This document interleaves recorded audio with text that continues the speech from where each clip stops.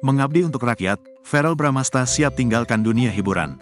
Verrel Bramasta terpilih sebagai anggota DPR RI periode tahun 2024 sampai tahun 2029. Hal tersebut menyusul Komisi Pemilihan Umum, KPU, secara resmi mengumumkan hasil rekapitulasi pemilu 2024. Adapun kader dari Partai Amanat Nasional, PAN, ini menang di daerah pemilihan, Dapil Jawa Barat 7 dengan perolehan suara hampir 100.000. Dengan demikian, Verrel Bramasta siap untuk meninggalkan dunia hiburan tanah air seusai dilantik sebagai anggota legislatif. Sekarang mungkin statusnya sebagai artis atau publik figur nanti pasti pada berubah semuanya, kata Verrel Bramasta, Jumat, tanggal 12 April tahun 2024. Meninggalkan segala keartisan seperti ini, sambungnya.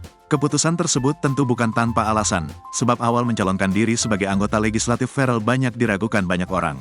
Keraguan tersebut lantaran Verrel dinilai hanya ingin memanfaatkan popularitasnya sebagai seorang artis.